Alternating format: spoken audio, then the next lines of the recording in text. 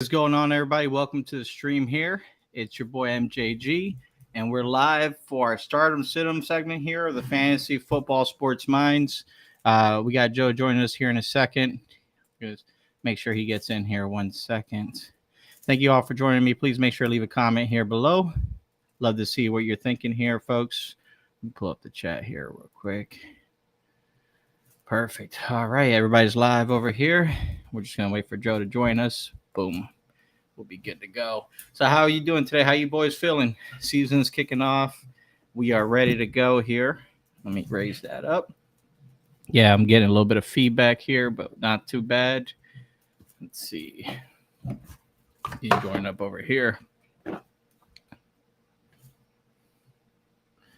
right, let's see here.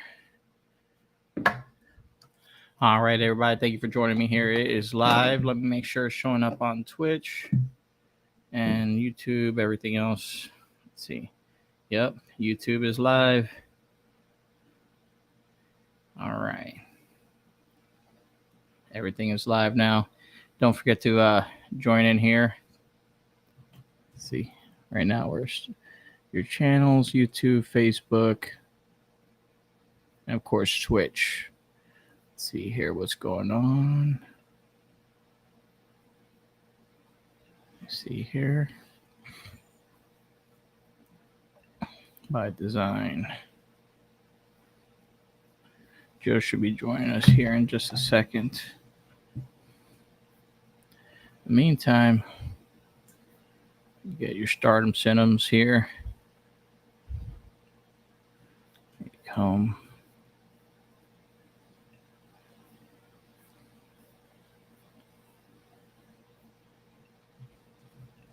Share that screen here. All right, ladies and gentlemen, here we go. Change that up over here.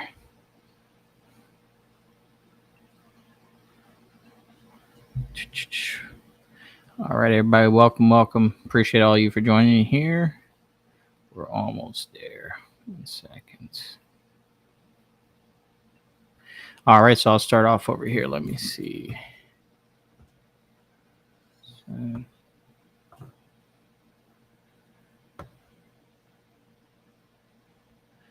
What's going on, Big Ballerz?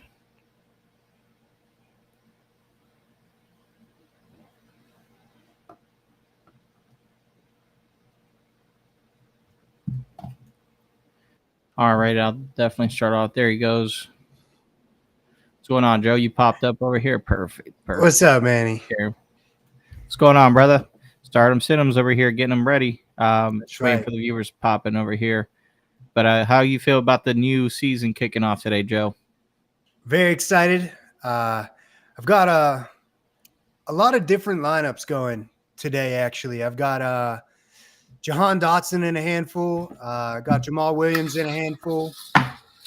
And it's hard for me because, you know, this little discussion we're having is going to be helpful for me too, because I have to decide between players like Pickens and Kirk and Jahan Dotson. Like, I've got those three in a lot of different leagues, so I'm mixing and matching, trying to figure out exactly what the right play is.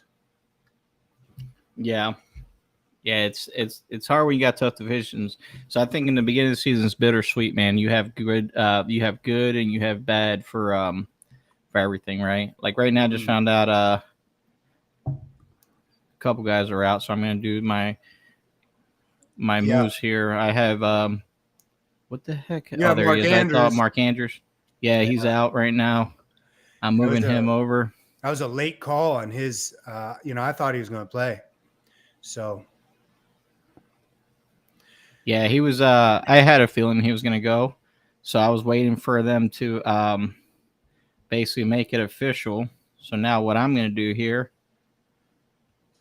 Did somebody pick him up? No, he was in your lineup, at least last night. No, there's something that's a move that I was going to make here. 1 second. Oh, You're talking about from the waiver wire. Oh, they're out. Okay. There's a few players that I was looking at for today to pick up, and unfortunately, they are gone. That should have made this move earlier. Yes. No. Never mind. I'm looking at the wrong league. The player I was looking at has been gone, so Okay. that's not a big deal. But let me go ahead and A add. sneaky play for a lot of different leagues where he's available. I think Jawan Johnson's going to probably have a decent day. I think he's going to have a decent year. Yeah, he should. I got him in a few leagues as a backup. Dude, I grab Taysom Hill every year just as like a wild card, I think in one of our leagues. That. Yeah, I think in one of our leagues, Taysom Hill's still available. I don't know if it's the Mark Andrews league, but yeah, it's a wild card, but you never know. If you plug him in the situation New Orleans is in right now, where they don't have Kamara and they're going to be leaning on Jamal Williams, you know they're going to have a few trick plays with Taysom worked in there. And you just never know. He can put up, 2 scores on any given Sunday when they're down a running back. Yeah. See, I'm having trouble right now because this is contenders. Yeah, I'm having a pretty significant issue right now with the leagues. I'm trying to do this on the ESPN, or I'm trying to do it on the desktop, and it's giving me a lot of issues. So I'm just going to do all my starts here. So right now I got a couple players that are out, so I'm just making some moves real quick. So let me move them here. He's out. So what I like to do is just stack my bench and throw a bunch of wild cards there. Of course. See who pops up. I'm all about that. Right now there's not a lot of options here. Kickoff. Yeah, because there's a guy that I was eyeballing, but he's not going to be playing, so we're good on that. Let me see. Ty Chandler. You know what? Might as well. There's nothing else on there. I'm just putting guys. I'm just picking up. Yeah, see that's weird. It showed something here that's incorrect, but let me see. Running backs. Dude, this is the league where Taysom is still available because I grabbed him in our other one. Mm-hmm. I don't want Taysom. I know. I'm just saying it's not a bad idea when you're really digging. It's not a bad idea to lean on Taysom Hill just for 1 or 2 games here and there. Yo, all right. What's up? We got a viewer here. What's up, brother? Hey, you got any questions? You got any questions for us here, bro? Or you feel confident about your lineup? One of the guys over here just joined up. He's actually in one of our leagues, so I want to see what he's got going on. He's been in here for a few minutes, actually. I didn't see it because I was working up over here. Yeah, Gendry, I saw him. I saw him pop in. Let me see. Nice. Okay. Yeah, I didn't see him here, but I just dropped Damian Harris because let's see how Evan Hull develops. But I pretty much just right now I just picked up wild cards and flyers, so we'll see how they go here. Ty Chandler. I picked up Ty Chandler, the backup for the running back from Minnesota, because who knows how Madison's going to be today. Yeah, you're not confident in Madison? No, I've never been high on Madison this year. I think he's. Yeah, I know in general you haven't been high on him this year, but I mean in today's game matchup, specifically, yeah. Tampa Bay, they could be good today. Yeah, I don't know. They got a stiff run defense in previous years, and not too much has changed. Yeah. Nice. Okay, he's sitting here working. All right, that's what's up, man. We're just making roster changes here, seeing who's the best starts for the week, some matches we like. So obviously, not a surprise, but Zach Moss not playing today, so I moved him to my bench, obviously, so I could get the extra roster spot. But it looks like somebody dropped somebody they shouldn't have. I'd rather have which league is this? You got a Oh great yeah, the start to the week. Challengers. You got a great start to the week in that league where you just had to plug in Likely. You got Yeah. Montgomery, which was a ballsy start, and it paid off big time. And St. Brown, of course, he's a must start for Yeah, the week. big ballers over here. That's right. Yeah. I mean I plugged them in, so I know everybody's disappointed with the Zach or the I can't remember his name, Gibbs. Yeah. Jahmyr Gibbs. I can't believe I forgot his name. But You've Jahmyr been Gibbs, talking like about him all people season. were yeah, no, and then people were like, oh, he had a bad start. And honestly, like because I played him and Dave Montgomery, my start was pretty solid. I got 24 points out of them too. So that's pretty much a 12-point average. I think Jahmyr was projected to hit 14 and Montgomery 16. So it's probably about 2 to 4 off for projections. But to me, I consider that a win because after that game, so the system had me losing by 10 after that game. Now the system has me tying up. So actually the projections might have been lower than I originally noted here. So that's a big positive here, having a guy that just ended up coming out the gates even with limited touches, 7 rushes for 49 yards. That's pretty much a little bit over 10 yards a carry. I mean, that's like 10 point. Let me actually do the math here. So 49 divided by 7 that's wrong. Sorry. This calculator's off. It is 7, right? 7 yards a carry then? But that's crazy. Good. Yeah. And I mean, that's awesome, especially, we got to remember he's a rookie in his first NFL game. He got some passing work. I think I'm not worried about it at all. Like anyone that's panicking about that first game is out of line. And I think Montgomery is going to be consistent the entire season. Don't get me wrong, but so will Jahmyr Gibbs, and they're going to continue to use him more and more. He might miss some goal line carries just like last year with Jamal on New Orleans, but it's same idea. It's not a big deal. Montgomery's going to come in. He's going to take some goal line carries just like Jamal did last year on Detroit, and Jamal is going to do it again on New Orleans this year. That's why I'm playing him in 3 leagues. So even when Kamara gets back, the chances are Jamal is going to still be taking some goal line carries just like he did last year. Swift was a non-factor last year. Everyone was so high on him. And, having someone like Montgomery plug in to that same position in Detroit, yeah, that's going to disrupt certain weeks. But overall, I'm still very high on Jahmyr Gibbs. Yeah, definitely. And I just saw something interesting in the Champions League. I don't know who did this, but I was just kind of looking at best overall players available. I don't think I'm going to grab them.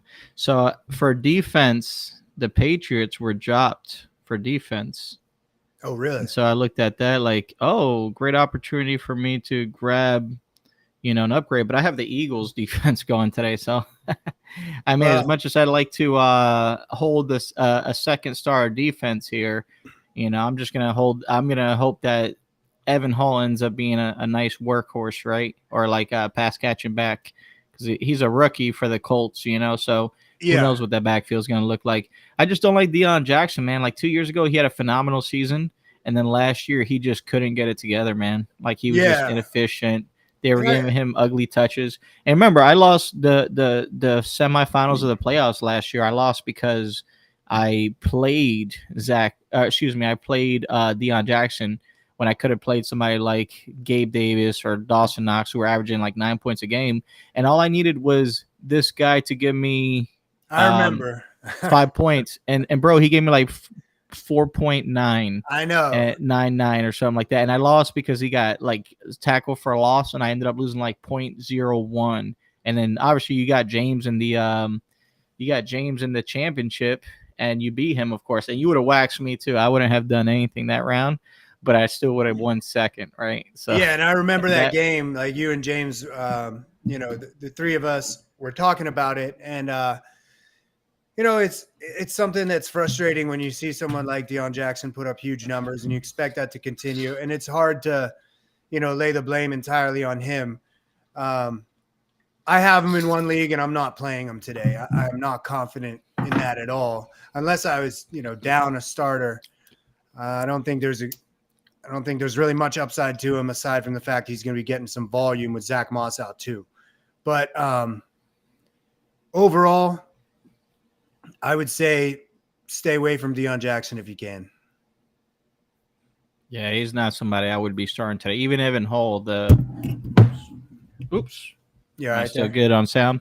Yeah. Even Evan Hull, he's not somebody I would be starting. As a matter of fact, I have him on my bench right now. I'm showing the people here what I was doing. So what I like to do is if I have that extra IR spot, so if I have a player that's out for the week, I always like to go and load up, clear up my bench and put like 2 players in the IR if possible.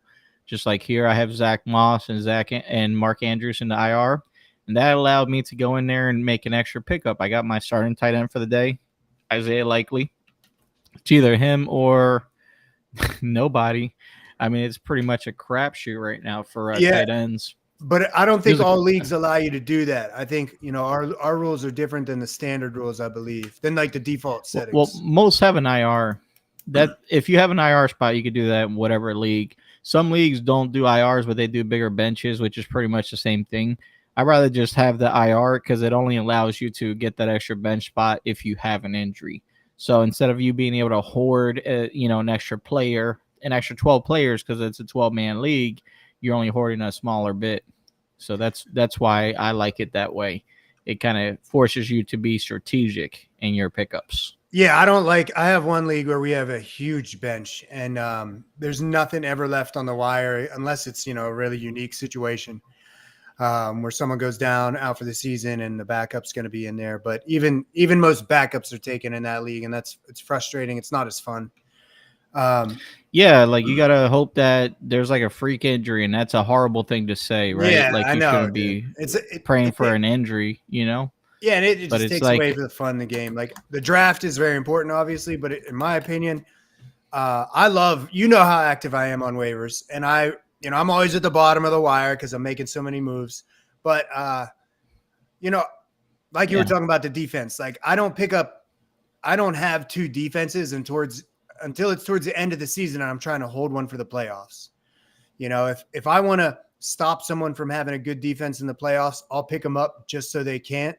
But generally speaking, you don't want to have a defense on your bench. So it is something you can stream every week, I did that in a couple leagues last year, but your dilemma right now with picking up the Patriots, but you'd have to drop the Eagles. I would rather have the Eagles, but yeah, me too. In my opinion though, I think that the matchup today, it might favor the Patriots a little bit, but yeah, right. Patriots ain't gonna.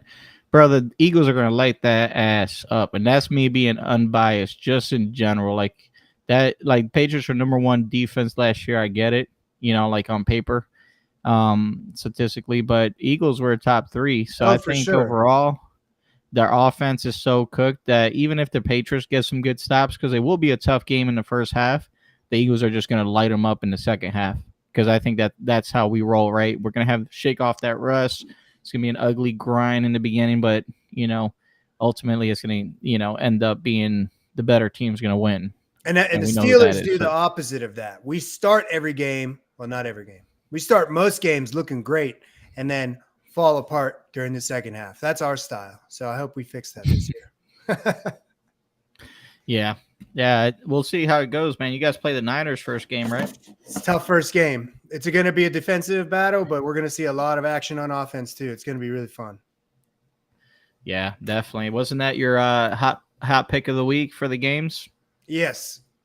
Despite the on paper, two top defenses. I'm still really high on the Niners offense, and I'm not as confident as the experts on the secondary for the Niners. And the Steelers secondary is known to be suspect for years now. So they both have to make improvements on their secondary. Both sides of the game have weapons at receiver. So I think it's going to be a lot higher scoring than most people do. Yeah. I hope so. It'll make it more entertaining, right? And I got McCaffrey, so the more TDs, the better. But here's the problem. I'm going against him in the one league.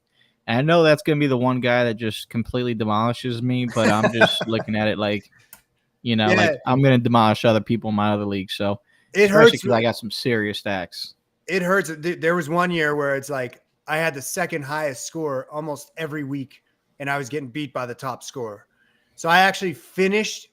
This is a couple years ago, but I actually finished in second to last place. And this sounds crazy, with the most total points.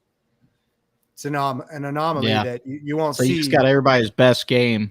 I got everyone's best week. Yeah, pretty much. Like all their players just fired it up on all cylinders and came to play the week they played me.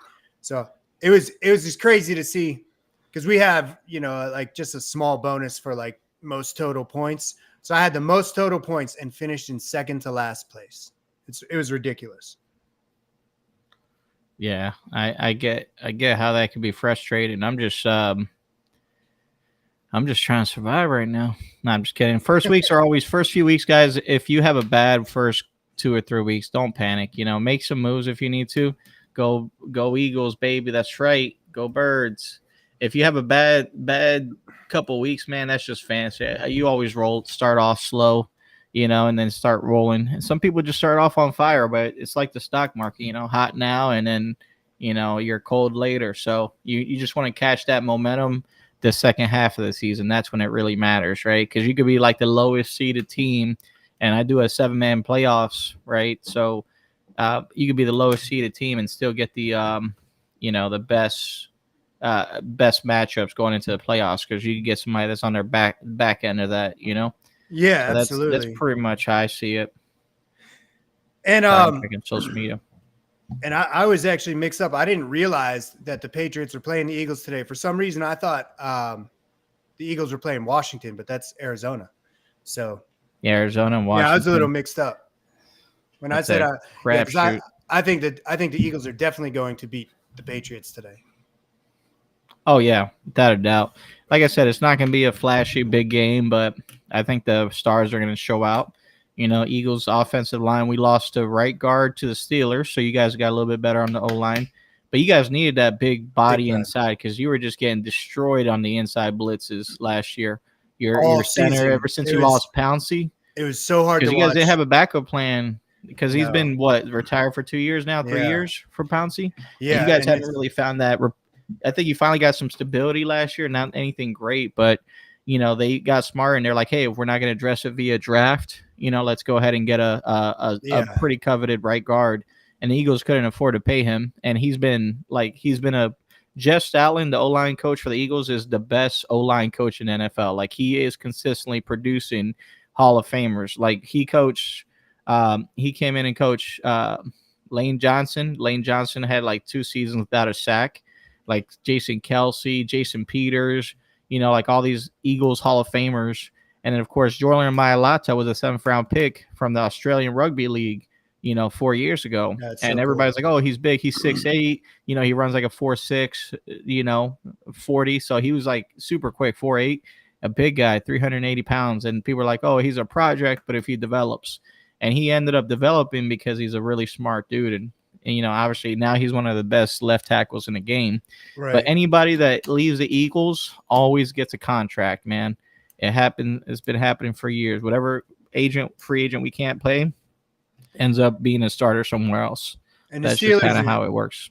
The Steelers needed to improve their offensive line so bad. Like you said, since Pouncey went down, Najee's still doing okay. He still put up back-to-back seasons 1,000+ yards, but it's hard work. When he's churning, man. Like 3.2 yards a carry. Like, he's not really like running them down, but it's not his fault. He's making nothing out of something, right? Or something out of nothing. So but now it should be a better year for him. But now you have all those Jaylen Warren woes where people are just like, oh, is Jaylen Warren going to be the guy now? Which I don't think he will be, but he might be the third down guy. Third down back. A lot of people are saying that he's going to be the third down guy, and that's okay. I still think Najee's going to get the large bulk of the workload, and I don't think it's going to be as much of a committee as a lot of other people are talking about. And like you were just saying, it's hard when you got no offensive line to be putting up numbers like that. So technically, we have improved. On paper, we have improved. Whether or not that comes to fruition, we will find out. It's going to be hard today, going against, a top team like the Niners, but over the next few weeks, we'll see what that offensive line looks like. And I'm really confident in Najee and Jaylen Warren if that offensive line does start playing better, because we climbed up like 5 spots in the ranks, and that doesn't sound like much, but to move that much with just some slight movement in the preseason, in the off season, to make that call before the season starts, in my opinion, it shows that people are paying attention. And the Steelers were clearly concerned about it. All the fans saw it last year. They saw it the last 2 years. Najee just getting eaten alive because nobody's blocking for him. And if he gets, some good coverage in there, and he actually has a lane, he's going to be putting up better numbers than he did last year. Yeah. And I just made a move right now because in one of my other leagues, I forgot I was waiting for a player, Zach Moss, to get taken out before I could make the move. And I was able to, I picked up the Seahawks defense just as a spot start for the week, which is they're playing the LA Rams. So that's a nice flex. And that's in place of the Patriots. I'm not running the Patriots against the Eagles. I think they're going to, Eagles are going to cook them. So why even do that to myself, right? So I just put the Seahawks against the Rams. I think Seahawks are going to stifle the crap out of them. And with no Cooper Kupp, like all the Rams are going to be able to do is try to run. And I just don't think Stafford's got it anymore, man. I think he's pretty much near the end. That last preseason game, who was it that they played where they completely shut out? And I know preseason is preseason, but that was bad. It was like maybe 40, the Browns. It's 40-something to nothing. And even for a preseason game, that's tough to swallow. Man, it was that's why I don't watch preseason. I watch all the condensed versions of the preseason when they're done. Like, that's the only way I'll watch a game. I'll watch it from there. And it's so easy to watch game film, bro, because like preseason, you're only watching first 2 quarters. So I'll watch my games, take my notes, move down the line, and I'll be able to watch, 5 different games in 30 minutes, That's how, because you don't want to waste watching the second half unless there's specific impact rookies or players you're looking for that are taking second team reps. That's the only time you really, even need to worry about preseason. So that's pretty much where, what I did, but it allowed me to kind of see some different gems, and what I like about off season, preseason, and obviously training camp is you really get to see if certain receivers are building up that chemistry, right? Or if the O-line has the chemistry you need for the run blocking to be better.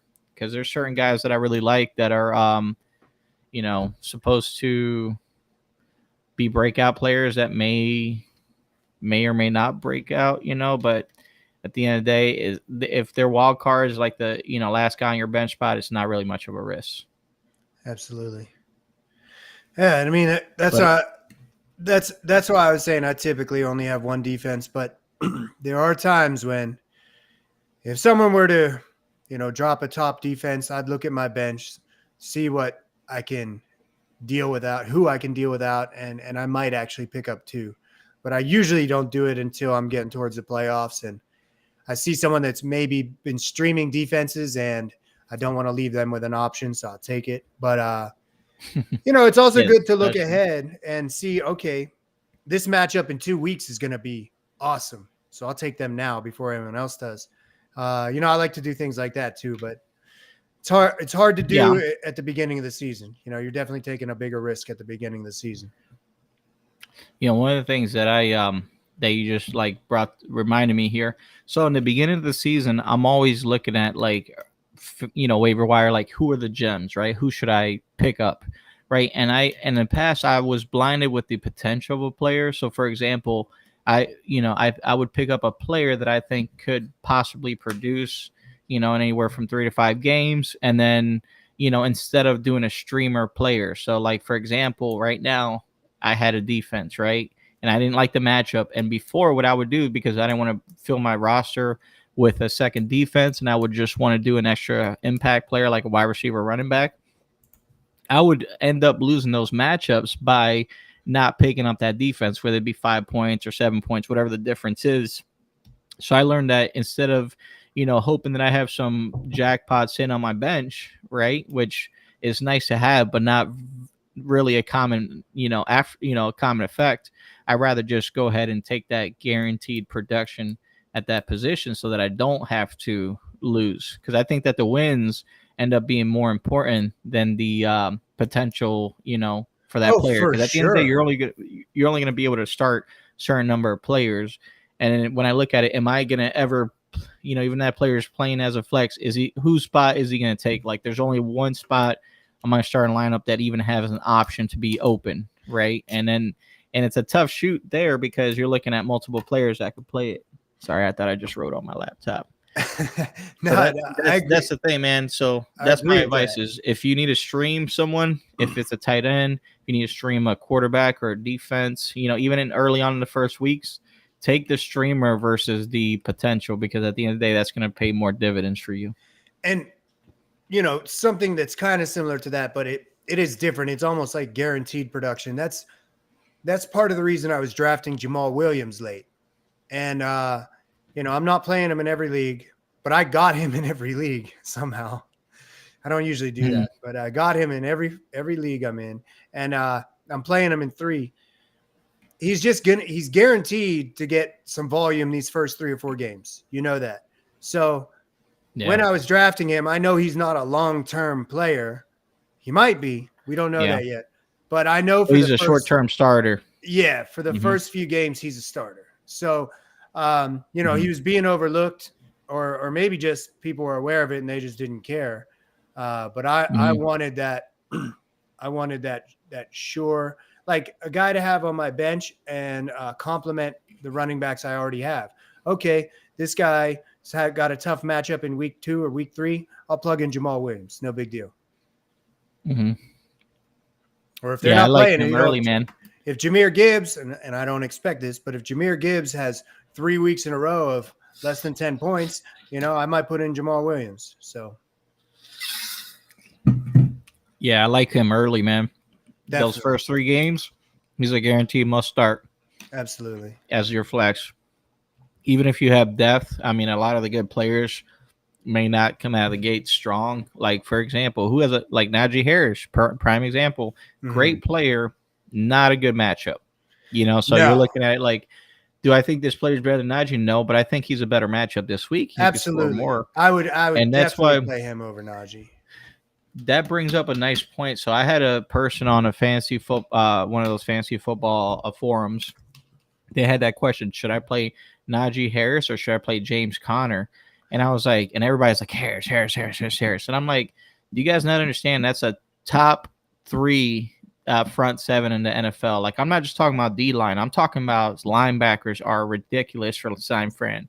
So they always bottle up the running game. So I'm like, so Najee, if he comes across yards, they're going to be some really tough yards. Whereas James Conner, although Redskins are hyped up again to be a top defense, they don't have Chase, what's his name? Chase Edmonds. No. The Who are you D talking end. about? I'm sorry, I was looking at my lineup. The D end. The D end for Washington. Yeah. So D end Washington. And once I see his name, I'm gonna be like, wow, how did I forget his name? Chase Young, that's it. Chase Young is out today, right? He's their best defensive player. So Washington, although they have some great D tackles and, they have DeAndre Payne and they have Jonathan Williams, and they're great and everything like that. But, I don't think they're going to be that great, Young. Yeah. Well, Chase Young. See? Thank you, Jandrew. Appreciate you, brother. That's a good question from Gendry. Any of the wide receivers from Kansas City will make a bounce back. Nice. I personally don't know. Maybe Sky Moore will have a good season, but the KC wide receivers since Tyreek left have been forgettable at best. So I don't see them having any. Even when Juju was there, you expect him to do big things because he did big things on the Steelers and he didn't do shit. So I don't just spread it around. Yeah, I don't think like the best receiver since Tyreek left has been Kelsey, and that's just gonna go. It's gonna go back to Kelsey getting all the targets as soon as he's healthy, which will be next week. And I don't see anyone on Kansas City's wide receiving core standing out. maybe Sky Moore. A lot of people, I got a lot of friends that are real high on Sky Moore. I'm still iffy on him until I see something. He hasn't really done anything. No, and I agree. I'm the same way. I don't really feel anybody on that roster can make an immediate impact consistently because they spread the ball around too much. It's one day it might be MVS, one day it might be the rookie Rasheed Rice, other day Sky, and then maybe Kadarius Tony starts catching passes. But what I do think Kansas City will be doing, they will be looking for a wide receiver this season, and there's 3 that will be available after this year. So some teams that may not be contenders may be willing to part ways. Obviously, the biggest rumor that is floating is Mike Evans, right, going over to being traded. So he wanted a contract extension. He's not getting it, and then Tampa Bay is in a rebuild. So what are they going to do? They're going to trade him off. Second team that I have on there is LA Chargers. So they went first round a wide receiver again, and this is Keenan Allen's last year on that contract. So they have Keenan Allen. They had Joshua Palmer, who was a wide receiver last year. He was a rookie last year, and that man had 800 receiving yards on 120 targets for some guy that only played half the season. Did he so have he was doing 800 great. yards? Yeah, he did, and he was playing the slot where Keenan Allen plays, right? So, and then Mike Williams is back too. So you have Mike Williams and Quentin Johnson running the outside. Joshua Palmer, who was manning it down when Allen was gone, was super efficient in the middle. So they don't need to pay Palmer for another 2 years because this is his second year, and he wasn't a first rounder. So that's 2 years left on that contract. Mike Williams is 1 year away from being due a contract extension because next year will be his 4th year.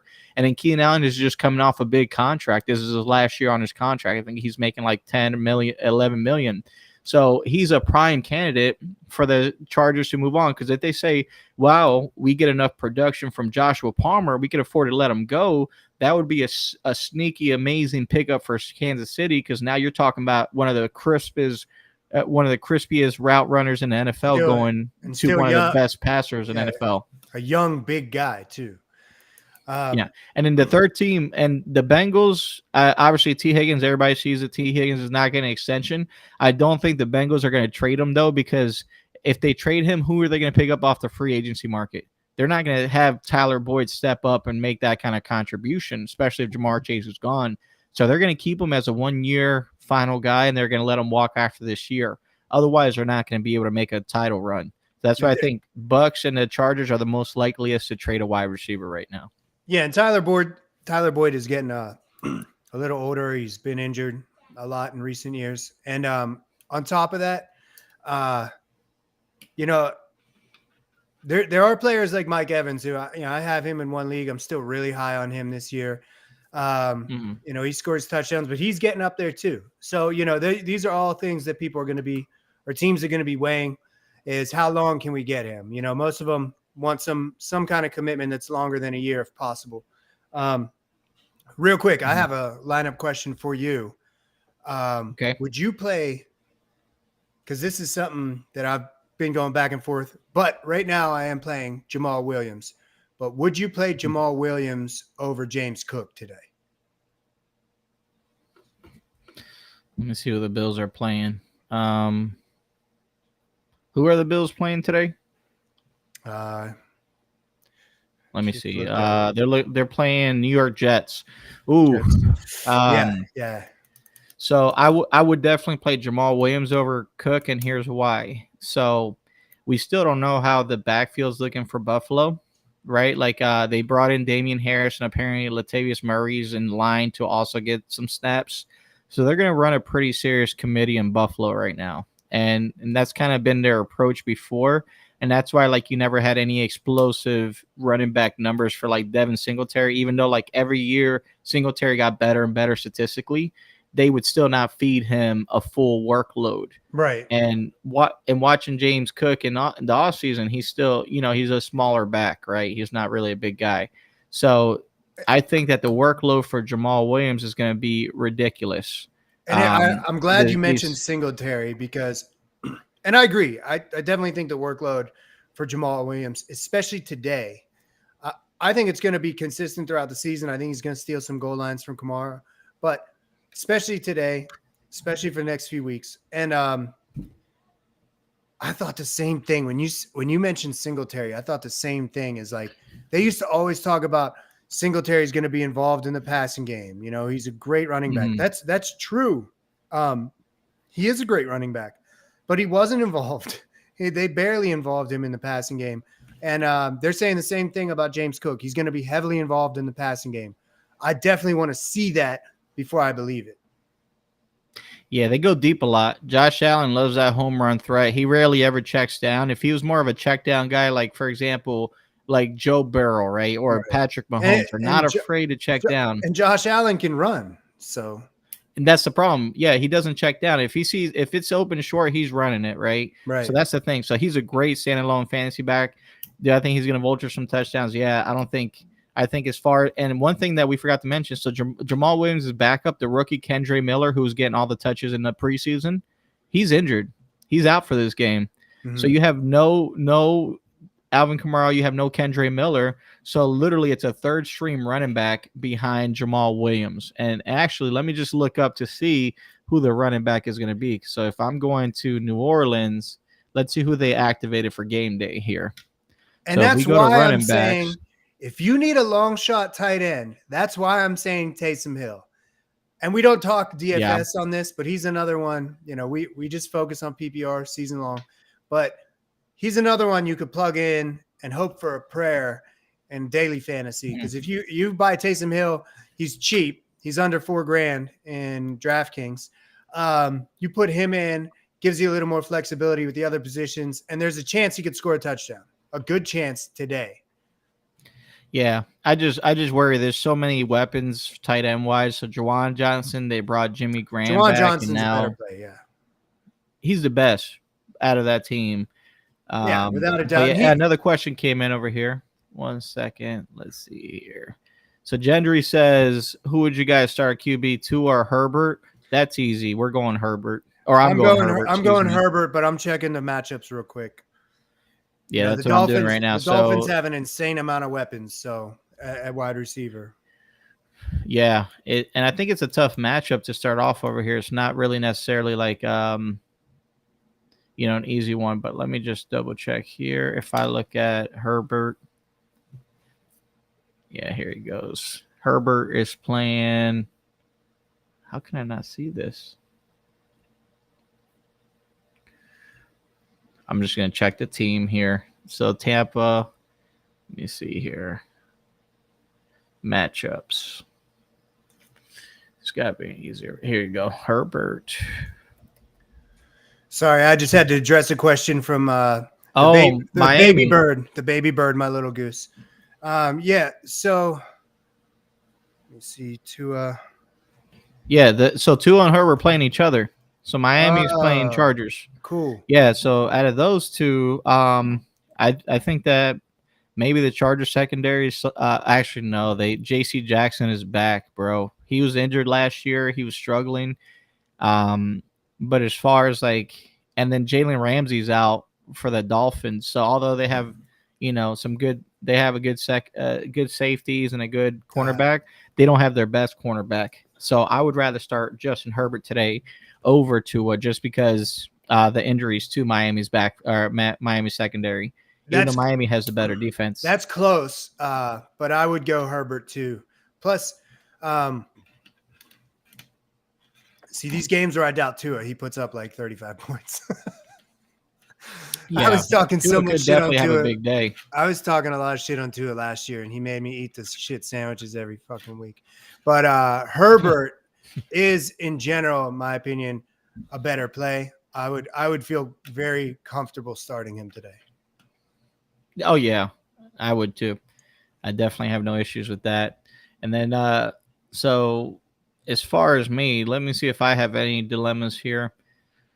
No, I think so. Some of my teams are so stacked that I already have a nice start on my contenders league. I have 34 points already. I played David Montgomery and Amon-Ra St. Brown. Great start. So I got 34. And I was supposed to get cooked in this matchup because the guy has Mahomes, and it's looking like I'm already up to a good start here. So we're gonna see how that goes. Obviously, you can never trust these. You can never trust these projections from ESPN or Yahoo or anything. You really have to look at your player and their matchup and take it with what you've seen. Like, I don't like going back too far. When people talk about like, oh yeah, but 3 years ago this guy averaged whatever. That was 3 years ago. I will look back 1 year, maybe two, just for some statistics to see how much has changed.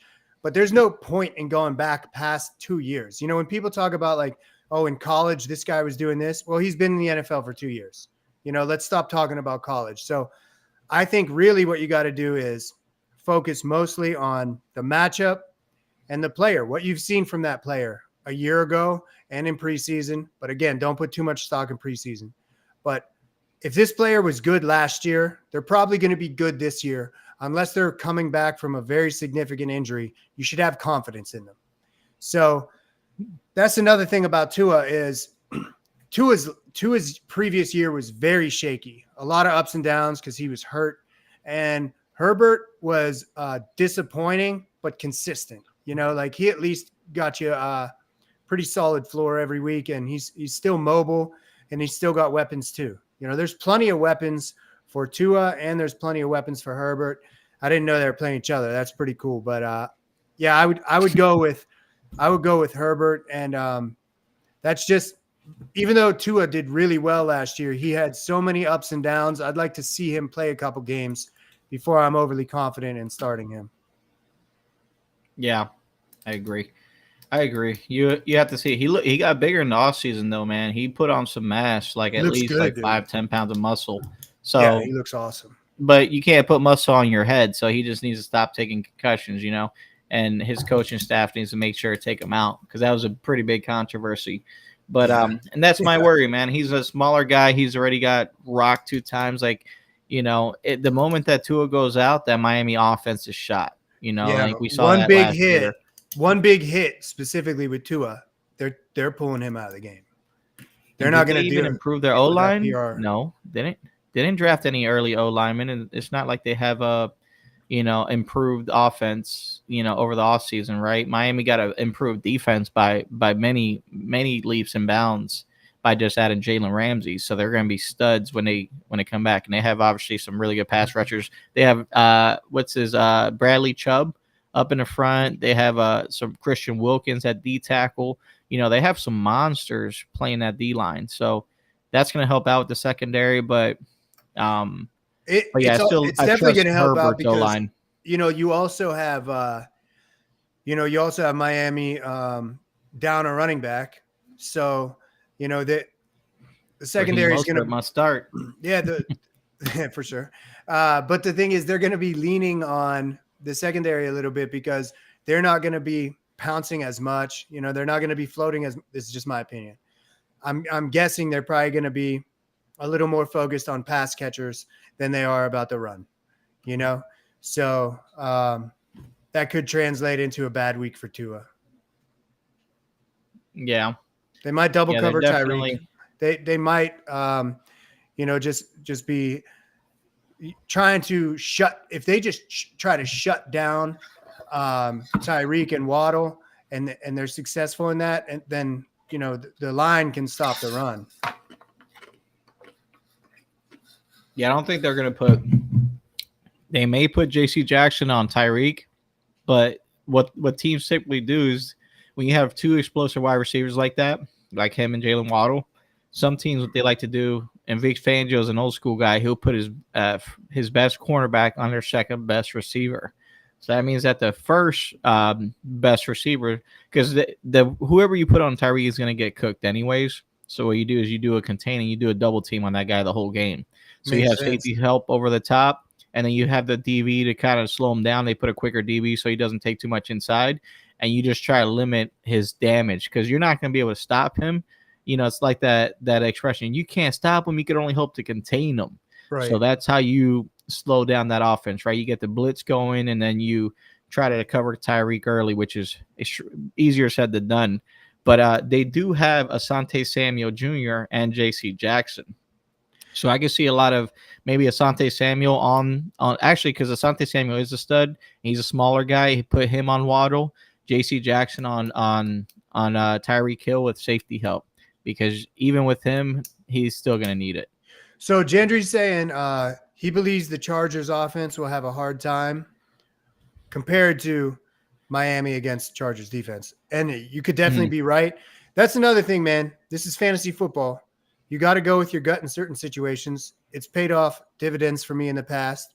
If you're real confident in Miami's offense and you're not as confident in the Chargers offense, then play Miami. You have two good options with Tua and Herbert. They're both good options. So it's just about, in my opinion, who you think's going to have the safer floor. That's kind of where I go.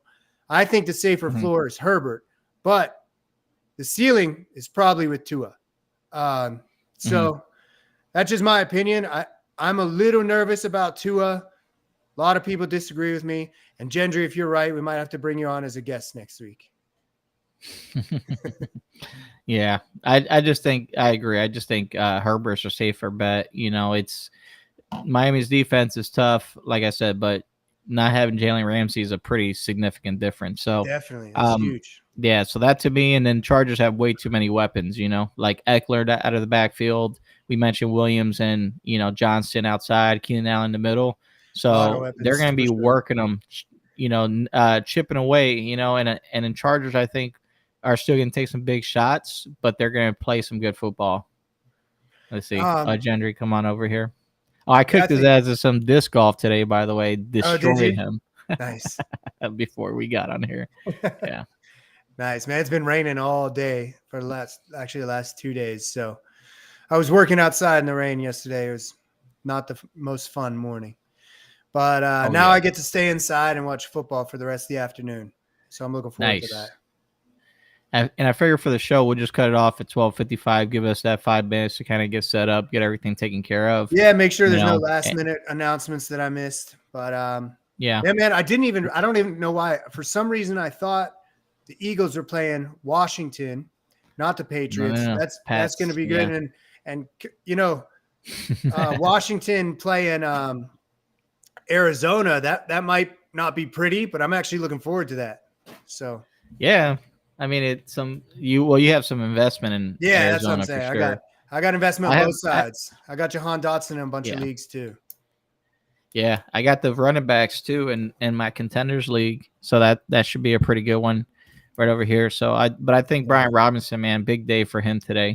If you haven't standed, like he was getting 17 touches a game last year, and I mean, we talked about it. He got shot, right? Like, who wouldn't have negative repercussions of having your leg shot? He wasn't back until like week 9 last year, so like really back. So, yeah, but it was But anyways, guys, hopefully we answered all your questions here today. We appreciate you tuning in.